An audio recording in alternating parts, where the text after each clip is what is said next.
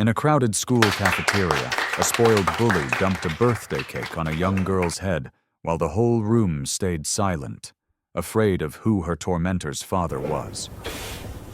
Laughter echoed, but it died the moment a man in plain clothes stepped forward. He wasn't a teacher.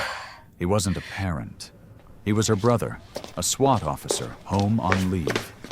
And the system that had protected the powerful was about to meet a kind of justice it couldn't silence. Before we begin, tell us where you're watching from. And if this story moves your heart, please subscribe for more.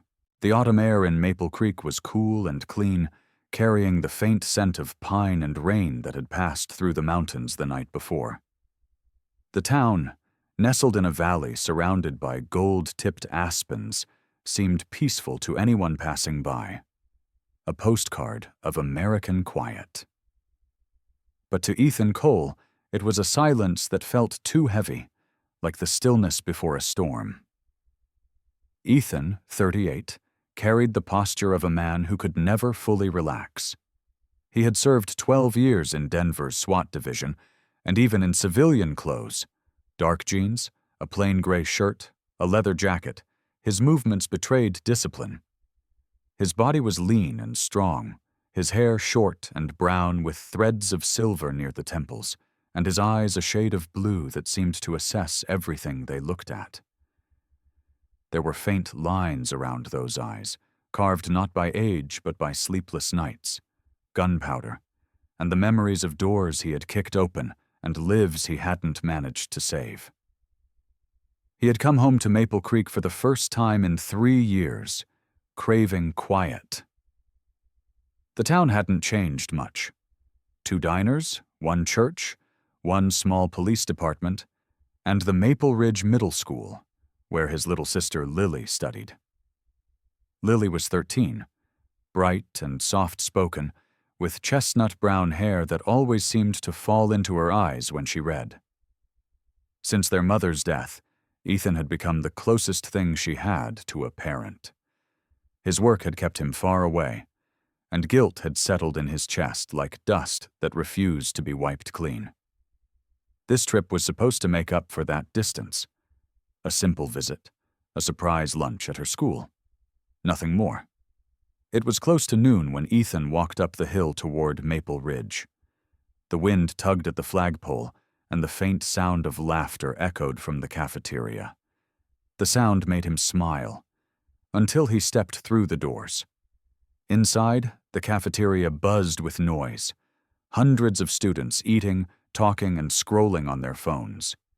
The smell of pizza, cleaning detergent, and paper trays hung in the air.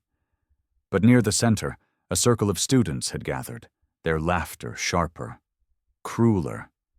Lily stood at the center of that circle, her lunch tray on the floor. In front of her was Ryan Thorne, a boy of 15 with slick blonde hair, an expensive jacket, and the kind of arrogance only inherited wealth can buy. Ryan's father, Victor Thorne, owned the Thorne Industrial Group, the largest employer in the county. Everyone in town knew that crossing a thorn meant trouble. Ryan had his father's smirk, the smirk of someone who believed consequences were for other people.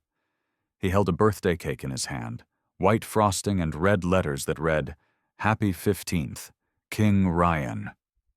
"Come on, don't look so sad," Ryan said loudly, his voice dripping with mock kindness. "You're invited to the party too, Lily." Before she could react, he slammed the cake onto her head. The sound was soft, but the humiliation was loud. Frosting splattered across her hair and face, dripping down her pink sweater. The cafeteria erupted in laughter. Ethan froze for half a heartbeat. His body reacted before his mind caught up, the same way it had during raids, when instinct outran thought. He stepped forward, his boots echoing on the linoleum. The laughter began to fade. A few students moved aside, recognizing something in the stranger's eyes, a calm, cold focus. Ethan stopped just a few feet from Ryan, his voice steady. "That's enough," he said. Ryan blinked, taken aback for only a second before he sneered. "Who the hell are you?" "Her brother," Ethan replied. Lily's wide eyes filled with both relief and dread. She knew her brother's temper was like a match near gasoline, controlled until it wasn't. She whispered, "Ethan, please, don't." But he didn't move closer. He didn't need to. Ryan laughed, glancing at his friends. "Oh, the hero brother. What, you gonna hit me? You know who my dad is, right?" Ethan's face didn't change. His voice stayed calm, almost too calm. "Pick up the tray, apologize."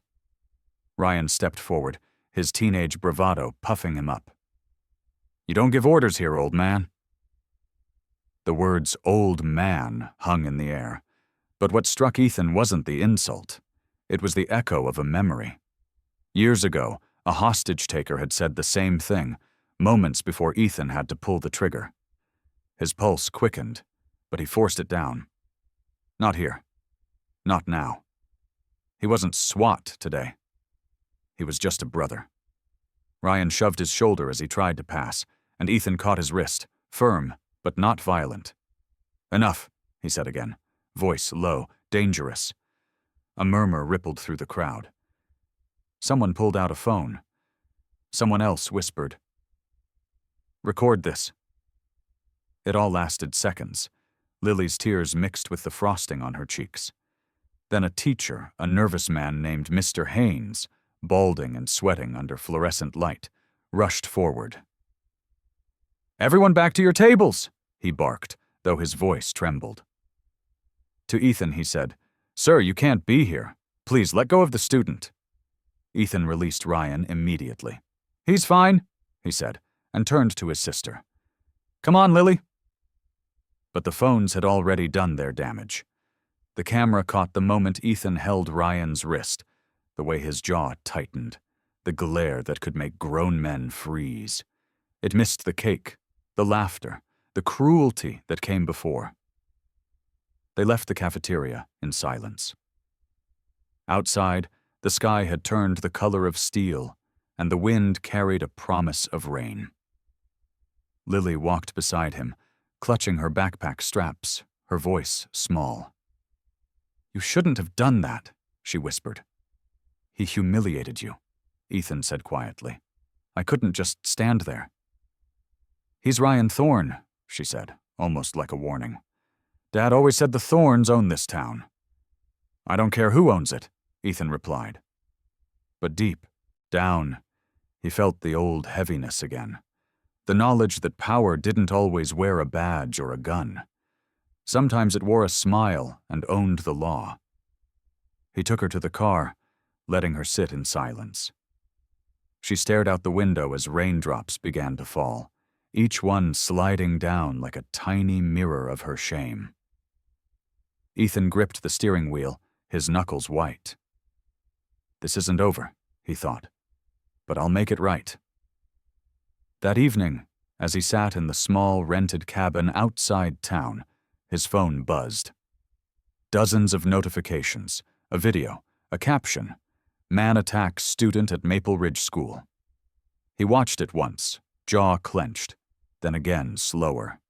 The footage showed him grabbing Ryan's wrist, Ryan's face twisting in mock fear. The comments below were vicious. "Fire him! Arrest him! What kind of man hurts a kid?" Ethan turned off the phone. Outside, the rain had turned to hail. In the reflection of the window, his face looked older, harder. He remembered his captain's words the day he left SWAT. "You can't save everyone, Cole. Sometimes walking away is all you can do." But he couldn't walk away now. Not from his sister. Not from this town. The storm outside cracked with thunder, and inside him, something colder took root. The certainty that peace was a lie built on silence. Tomorrow, he decided, he would go back to the school. He needed to see who was really behind this. And for the first time since he'd come home, Ethan felt more like a soldier than a brother. The next morning, Maple Creek woke beneath a pale gray sky. Clouds hung low over the valley, pressing down on the town like a secret it could no longer hold. Ethan Cole stood on the small wooden porch of his rented cabin, a steaming mug of coffee in one hand and his phone in the other. The video from the school had already spread beyond the county, thousands of views, dozens of headlines, and a single narrative repeated across every post. Former SWAT officer assaults student. The truth was buried under the noise. Inside the town's only diner, whispers filled the air like static. People glanced at Ethan's name on the morning paper, and then quickly looked away. He was no longer the quiet visitor. He was the man everyone was afraid to be seen supporting. Across town, Lily Cole sat alone at a cafeteria table. Her usual group of friends had drifted to the far corner. She picked at her sandwich, her eyes downcast, pretending not to hear the hushed giggles or the words, "crazy brother." The weight of her brother's protection had turned into her own exile. At the Thorne residence, Victor Thorne sat in his office, a cathedral of glass and dark wood overlooking the mountains. He was in his early 50s, tall and well-kept, his salt and pepper hair styled with precision. Years of success had sharpened his features into something both elegant and cruel. A gold watch clung to his wrist, and his voice carried the confidence of a man used to commanding rooms. On the wall behind him hung framed photos, charity galas, handshakes with governors, school donations. To Maple Creek, he was a philanthropist. But behind the smile, Victor was a tactician of manipulation. He placed a call. "Richard, I want that footage controlled," he said into the phone. "Spin it however you have to. Emphasize the danger, the aggression. Make him look unstable." The man on the other end, Richard Mallory, principal of Maple Ridge Middle School, was a nervous bureaucrat in his late 40s, with thinning hair and sweat always beading at his temples. "Of course, Mr. Thorne," he stammered. "We'll issue a statement by noon. Something about protecting the students." By midday, the local news site ran an article titled, "Violent Stranger Intervenes at School. Investigation Underway." The photo was grainy but unmistakable. Ethan's hand gripping Ryan Thorne's wrist, his face unreadable but intense. That afternoon, 2 police officers arrived at Ethan's cabin. One was young and uneasy. The other, Sergeant Kent Avery, was broad-shouldered, mid-40s, with a trimmed beard peppered with gray, and the expression of someone who had long since stopped believing in the system he served. His badge was polished, but his eyes were dull, the kind of man who'd learned to survive by bending rather than standing. "Mr. Cole," Kent said, stepping inside without waiting for an invitation. "There's been a complaint. The boy's father wants to press charges for assault." Ethan set down his mug. His posture relaxed, but his tone edged. "Then you should be investigating the assault that happened before that, the one caught on the cafeteria cameras." Kent's lips twitched into something like a smirk. "Those cameras malfunctioned. Hard drives blank. Funny how that happens." The younger officer looked uncomfortable, but said nothing. Kent continued. "Look, I don't make the rules. My advice? Leave town quietly. You don't want this to get uglier." Ethan stared at him for a long moment. "You know who's pulling your strings, don't you?" Kent's eyes hardened. "You don't know this town like I do." Then he turned and walked out, leaving the faint scent of rain and corruption in his wake. For the first time in years, Ethan felt that old itch under his skin, the instinct that had kept him alive through a dozen raids. It wasn't adrenaline, it was awareness. He wasn't in Denver anymore, but the battlefield was the same. Only the uniforms had changed. That evening, as thunder rolled over the hills, someone knocked on his door. Standing there was Ava Ramirez, a woman in her early 30s with long, wavy black hair pulled into a loose braid, and eyes the color of burnt honey, warm, yet carrying the exhaustion of someone who had seen too much hypocrisy for her age. She wore a dark green coat and carried a canvas tote bag filled with folders. Ethan recognized her face from the school. "You're one of the teachers," he said. "Yes," she answered softly. Her voice carried a quiet conviction that demanded attention. "I teach literature, and I saw what really happened yesterday." She stepped inside without waiting. From her bag, she pulled out a small USB drive and set it on the table. "That's the original footage," she said, "before it was deleted." Ethan looked up sharply. "How did you get it?" Ava hesitated, then admitted, "I've been documenting things for months. The bullying, the threats. The Thorn boy isn't just cruel, he's protected. Every time a student complains, the files disappear. I've been backing them up on my own." He studied her, the determined set of her jaw, the faint tremor in her hands. "You risked your job for this," he said quietly. "I risked my soul by doing nothing," she replied. "So I guess I'm just evening the scales." Ethan plugged in the USB. The footage played. Ryan laughing, holding the cake, slamming it down on Lily's head, Ethan stepping in afterward. The truth was clear, undeniable. He felt a mixture of relief and fury rise in his chest. "Why come to me?" he asked. Ava looked him straight in the eye. "Because the police won't help. The school won't. And the town's too scared to. You're the only one who's not afraid of Victor Thorn."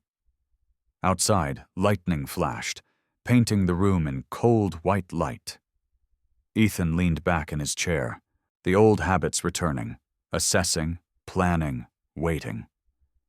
"If this gets out, they'll come after you," he warned. Ava gave a small, bitter laugh.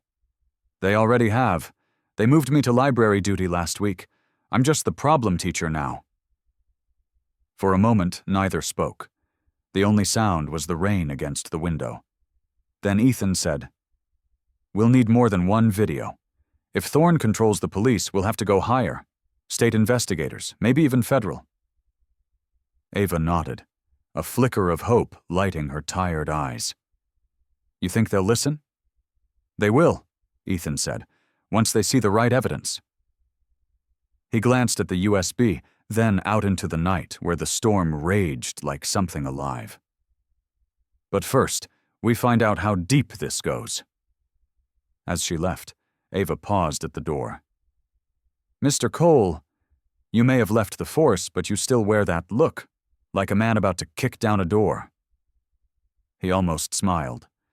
"Maybe this town needs one kicked down." When the door closed, Ethan sat in the dark for a long while. The town was quiet again, but not peaceful.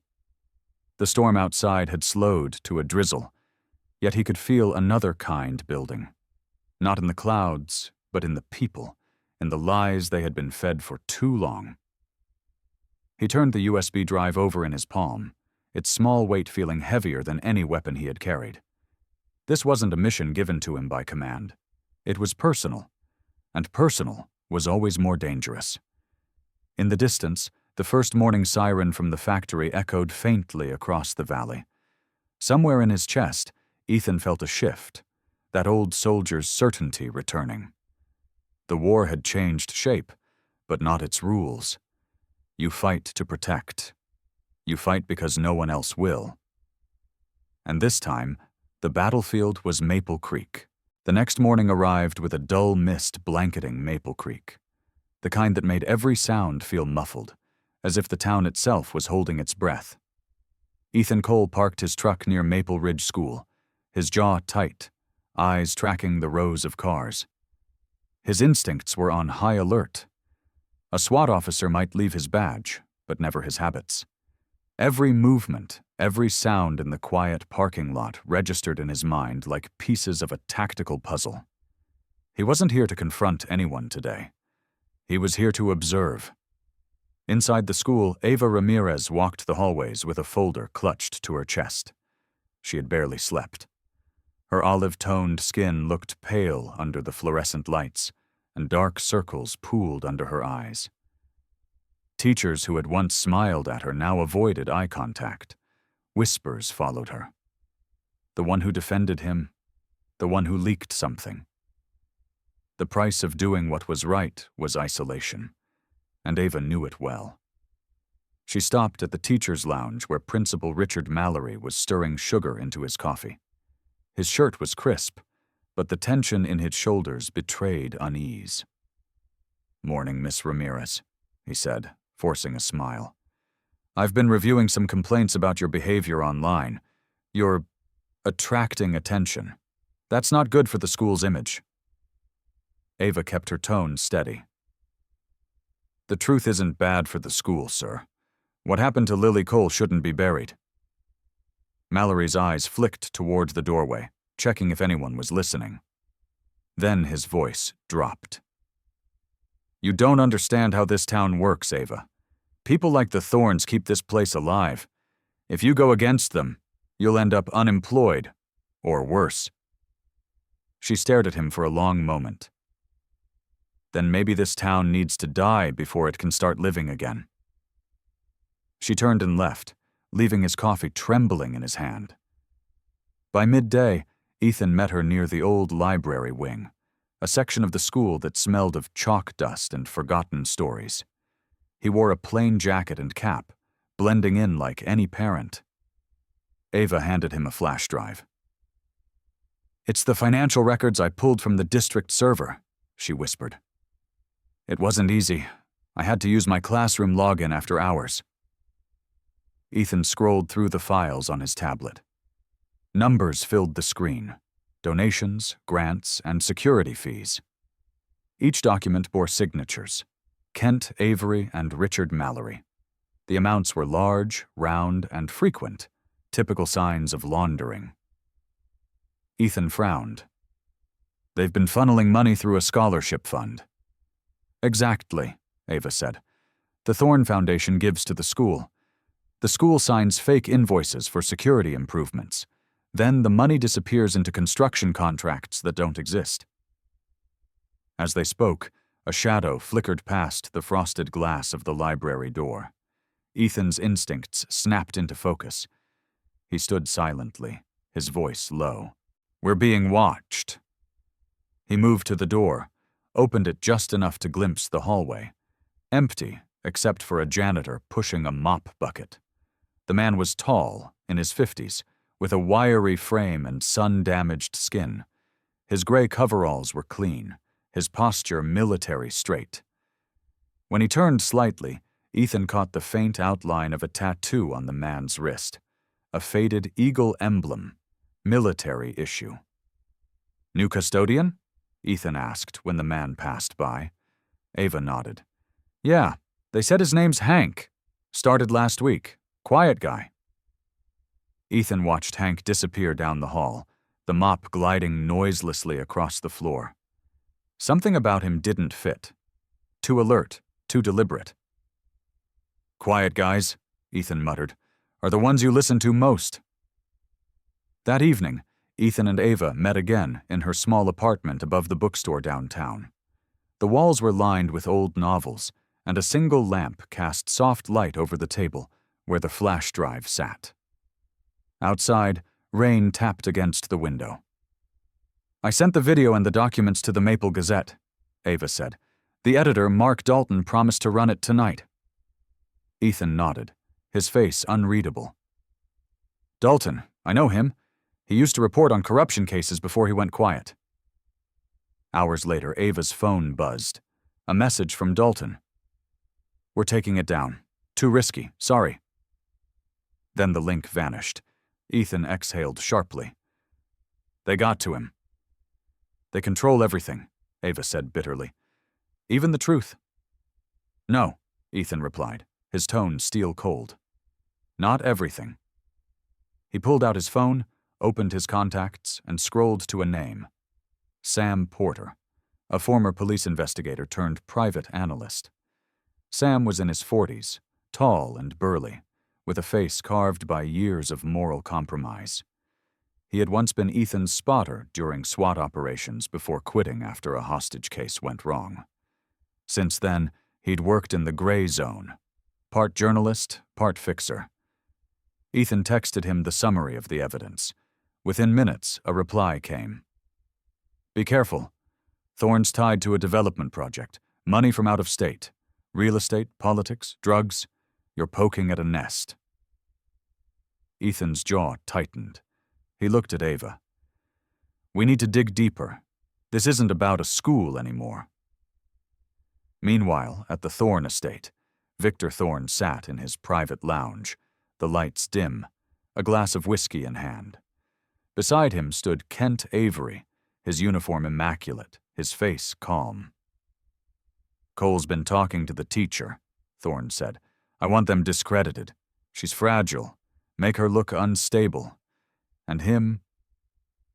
His lips curled into a grin. He's already dangerous. Let's make him look unhinged. Kent nodded once. Consider it done. Outside, thunder rolled again.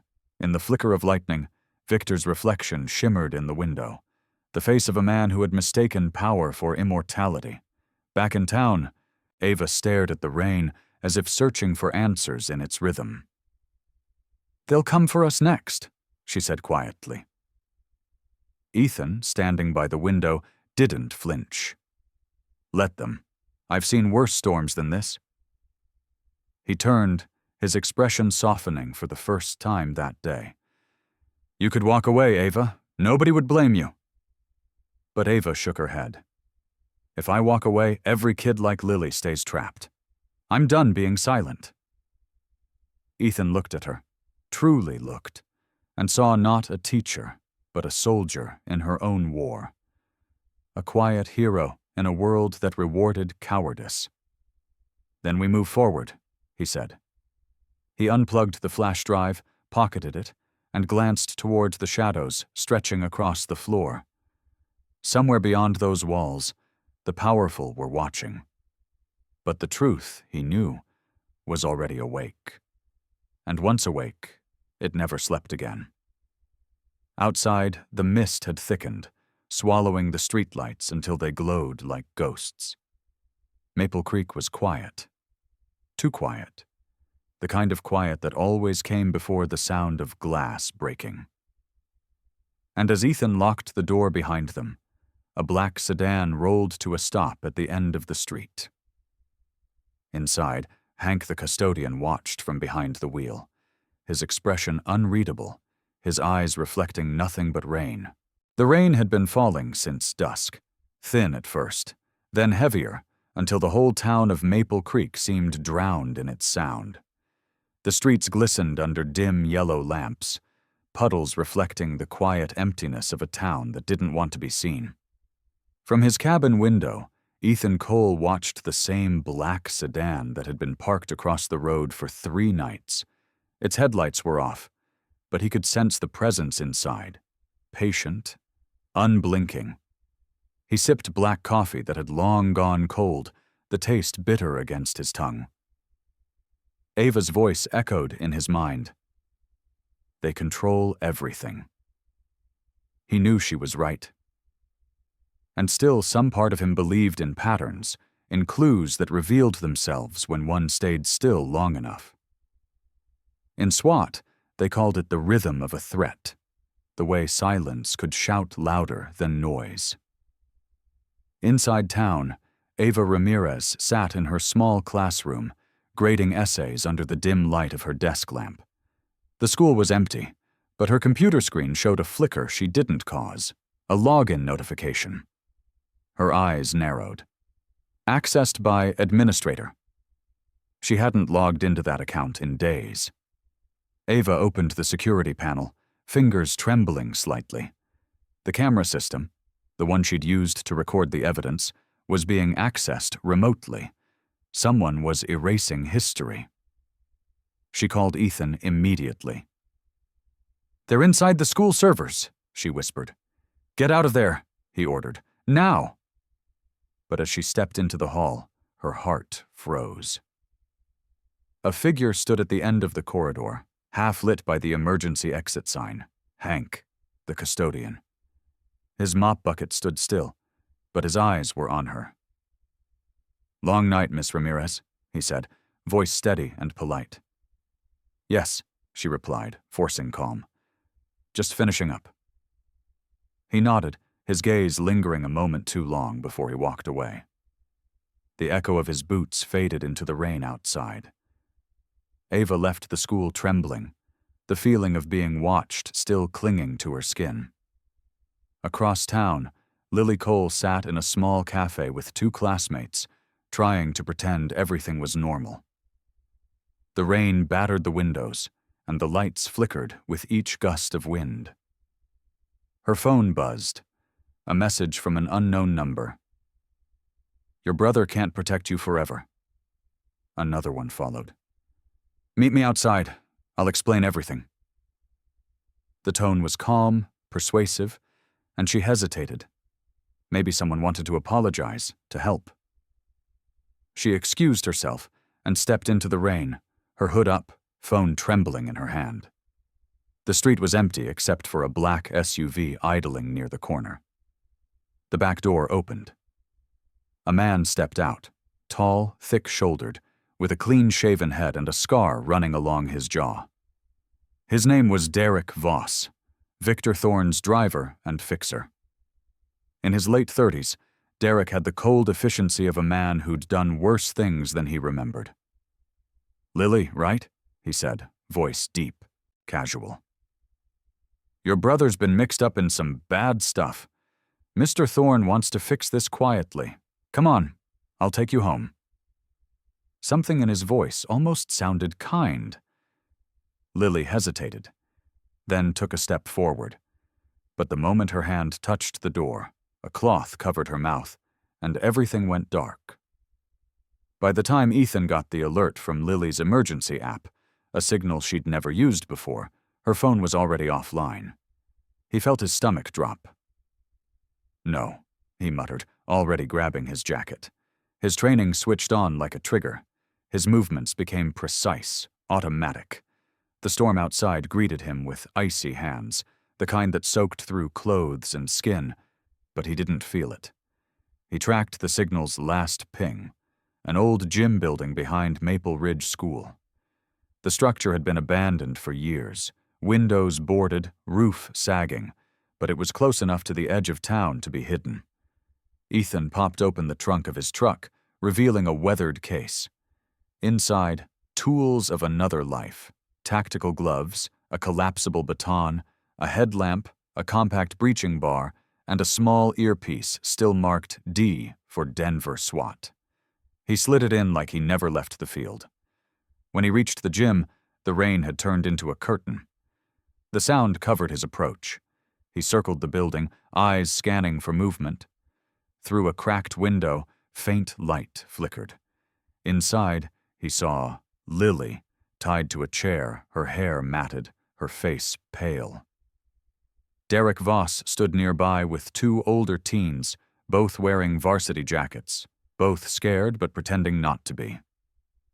"Mr. Thorne said to keep her quiet," one boy muttered. "Until morning," Derek replied coldly. "Then we'll let her go after she understands what happens when you cross the wrong people." Ethan's pulse slowed. He could hear every drip of water, every shift of weight inside. He moved to the side door, found it chained, and slid a thin steel pick from his pocket. 10 seconds later, the lock gave way. He entered without sound. The smell of mildew and sweat filled the air. The rain pounded the roof above, masking his footsteps. The first teen never saw him. Ethan's gloved hand covered his mouth, his elbow pressed to his neck until he slumped unconscious. The second turned just in time to see Ethan's shadow, before a blow from the baton dropped him. Derek spun, drawing a knife, but Ethan's flashlight beam cut through the dark, blinding him for a second. "You shouldn't have touched my sister," Ethan said, voice low, deadly calm. Derek lunged.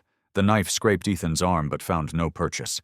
In 2 swift moves, Ethan twisted Derek's wrist until the blade fell, then slammed him against the wall. Rain burst in through a broken pane as lightning flashed, illuminating Derek's fear. "You think this changes anything?" Derek spat. "You can't fight Thorne. He owns this town." "Then I'll start taking it. Back," Ethan growled, knocking him out with one final strike. He cut the ropes binding Lily. Her eyes fluttered open, confused but alive. "Ethan," she whispered. "You're safe," he said, pulling her into his arms. "I've got you."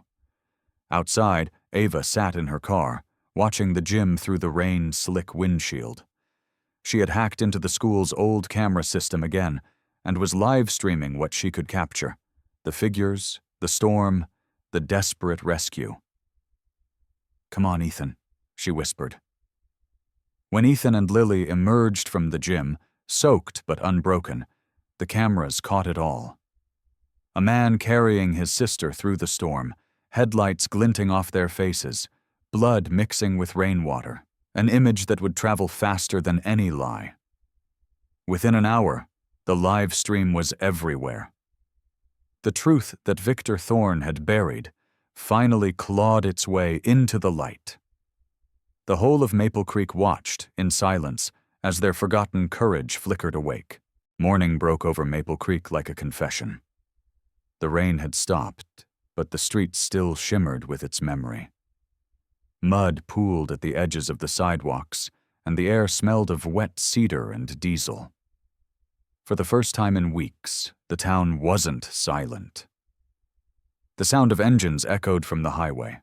Black SUVs, blue sirens cutting through the mist. The FBI had come. Ethan Cole stood on the porch of his cabin, his shirt still damp from the night before. Lily was asleep inside, wrapped in a blanket that smelled faintly of smoke and rain. She had barely spoken since her rescue, but her breathing was steady, her face finally peaceful. Ethan watched as the convoy of government vehicles moved down Main Street. Part of him felt relief. Another part, trained, wary, knew that justice, like war, was never clean. At the town square, agents from the FBI and Colorado State Police began securing the area. Their leader, Agent Natalie Greer, was a woman in her late 30s with cropped blonde hair, sharp blue eyes, and a voice that carried both authority and fatigue. Years of working financial crimes had carved lines of focus around her mouth. She wore a gray field jacket over a ballistic vest, and when she spoke, she didn't waste a word. "Arrest warrants for Victor Thorne, Richard Mallory, and Kent Avery," she told her team.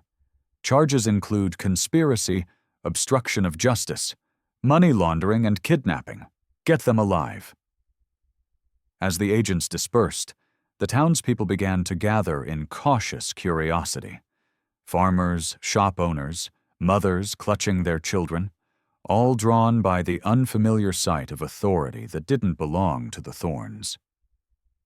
Inside the glass tower that housed Thorne Industries, Victor Thorne was pacing. He hadn't slept. The storm from the night before had knocked out half the power in the building, and the news had reached him before sunrise. His phone buzzed with messages he didn't answer. The livestream had gone viral.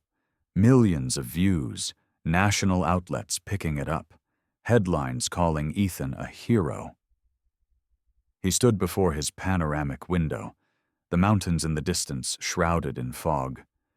His reflection stared back. Expensive suit, silver hair perfectly combed, but eyes wide with disbelief. He was a man who had built empires on silence, now undone by a single act of courage and a camera feed he couldn't control. When the FBI arrived, Victor didn't resist. He smiled faintly, the kind of smile that belonged to men who thought they could still negotiate with fate. "You're making a mistake," he told Agent Greer. She met his gaze evenly. The mistake was thinking no one would notice. Across town, Principal Mallory sat at his desk, head in his hands, when two uniformed officers entered. His tie hung loose, coffee spilled across papers. "I just followed orders," he mumbled as they cuffed him. The sound of his own excuses filled the room like static. Kent Avery, the police chief, was found in his patrol car, still in uniform, cigarette burning between his fingers. He didn't fight either. It was never supposed to go this far, he muttered. But even as the cuffs clicked shut, a strange calm came over him. Maybe deep down he was relieved. By noon, Maple Creek was swarming with cameras. Journalists, reporters, and curious locals crowded the streets. Drones hovered above, capturing the moment a kingdom of corruption began to crumble. Ava Ramirez stood near the edge of the crowd, her hair damp from the morning drizzle, her brown eyes reflecting disbelief and relief all at once. She had been at the station since dawn, giving her statement, showing the footage she'd saved. Now she watched as the truth she'd fought for was finally undeniable. Ethan approached quietly, his usual black jacket zipped to his collar. His left arm was bandaged, the wound from Derek's knife already stitched. "You did it," Ava said softly. "No," he replied. "You did." She smiled faintly. "I just pressed record." Ethan looked toward the courthouse, where Victor was being escorted out in handcuffs, surrounded by flashing cameras. "He'll find a lawyer," Ethan said. "Men like him always do." Ava shook her head. "Maybe. But not this time. The FBI's freezing his accounts, every check, every shell company. It's over, Ethan." He wanted to believe her. But men like Victor Thorne didn't just vanish. They left ghosts that lingered in every hallway of power they'd built. Still, seeing Lily's face that morning, he knew one thing for certain. The chain of fear that had gripped Maple Creek had finally broken. Later that afternoon, a small press conference was held outside the courthouse. The wind had calmed, carrying the scent of wet earth. Reporters gathered around Ethan, microphones raised, lenses glinting in the pale light. "Mr. Cole," one asked, "how does it feel to be a hero?" Ethan's expression didn't change. "I'm not a hero," he said. "Heroes are the people who tell the truth even when no one listens." Another reporter shouted, "What drove you to act that night?" Ethan paused, his voice steady but quiet. "I didn't act to save the world. I acted to save my sister. Sometimes that's where it starts." The words spread quickly, replayed on networks across the country. "The Silent Justice of Maple Creek," one headline read. "A brother's courage uncovers a town's corruption." That evening, as the sun dipped behind the ridges, Ava visited the cabin. Lily was outside, playing with Scout, a stray dog that had wandered up the hill that morning, a thin golden retriever mix, fur matted from the rain, eyes soft with trust.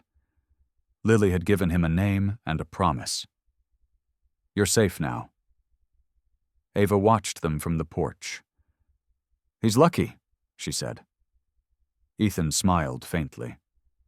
"We all are." They stood in silence, listening to the soft rustle of leaves, the distant hum of a world that finally felt at peace. Then Ava spoke, her tone thoughtful. "Do you ever think about going back to the SWAT team?"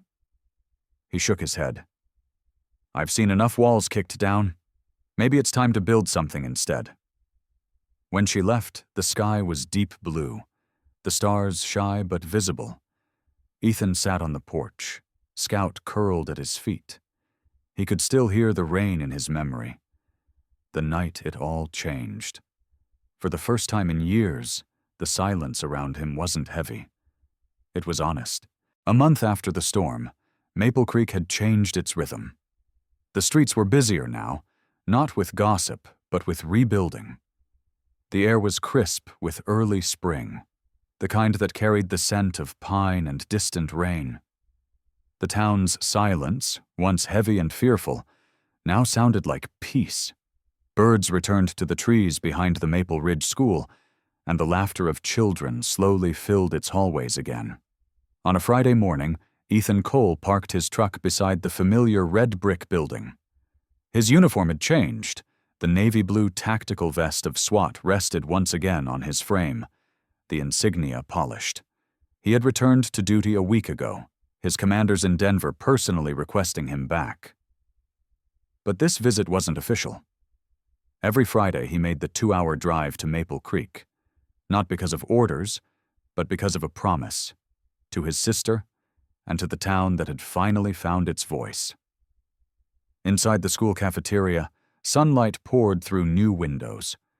The room had been repainted, bright cream walls replacing the dull gray of before. A new sign hung above the entrance: "Silence feeds cruelty. Courage ends it." The words gleamed in brass, catching the morning light. At the center of the room, Ava Ramirez, now dressed in a charcoal blazer, spoke to a group of students seated in a semicircle. As the newly appointed vice principal, she had replaced Richard Mallory after his arrest. She carried herself with quiet confidence. Her hair, once tied in a loose braid, now fell straight across her shoulders, softening the determination in her features. Her voice was calm, but firm, as she spoke to the students about a new initiative, Safe Voice, a program that encouraged anonymous reporting of bullying, abuse, or corruption. "When you see something wrong," Ava said, her gaze sweeping across the students, "don't whisper, don't look away. Say it out loud. Silence lets cruelty grow roots, but truth cuts them out." Among the listeners was Lily Cole, now 14, her brown hair tied in a ponytail. The last month had transformed her. The timid girl who once avoided eye contact now stood tall, wearing a lanyard marked Student Ambassador, Safe Voice. When Ava finished speaking, Lily stepped forward to share her story. "I used to think that being quiet kept me safe," she said, her voice steady but soft. "But silence didn't protect me, it protected them. So I'll never be quiet again." The cafeteria erupted in applause, some loud, some hesitant, but all genuine. Ethan watched from the doorway, his chest tightening with pride. For the first time in years, he saw his sister without fear in her eyes. After the assembly, Ava approached Ethan, smiling. "You're early," she said, handing him a cup of coffee. "Couldn't stay away," he replied with a grin. "They told me I need more rest. Guess this is my version of that." They walked down the hall together, passing, students hanging posters for Safe Voice Week, slogans handwritten in bright colors: "Speak, share, stand." At the end of the hallway stood Mr. Graham Ellis, a new history teacher, adjusting one of the banners. Graham was in his early 40s, tall and lean, with sandy hair and an easy, patient smile. He had moved from Denver after hearing about the Maple Creek story in the news. His teaching style was gentle but grounded in empathy. He had lost his wife years ago in a school shooting and had since dedicated his life to rebuilding safe learning spaces. He nodded to them as they passed. "Good to see heroes walking the halls again," he said warmly. Ava smiled back. "We're just trying to make sure there's no need for any more." Later that afternoon, Ethan joined Lily in the schoolyard. The sun dipped low, bathing the playground in golden light. Children ran between the swings, their laughter rising into the air like birdsong.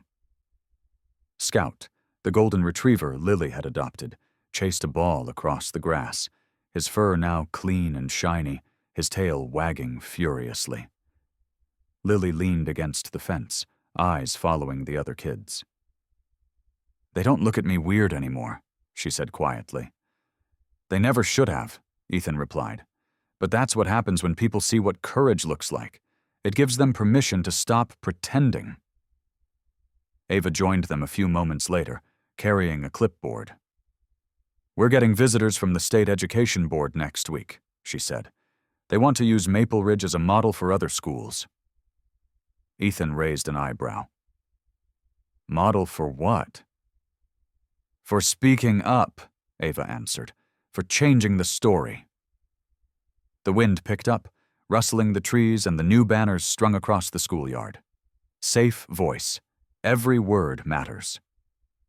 Lily smiled, tossing the ball again for Scout. "Do you think people will really change?" she asked. Ethan looked at her, then at Ava. The sunlight caught in her hair, making it glow amber. "They already have," he said softly. A bell rang in the distance, and students began to scatter, heading for the buses.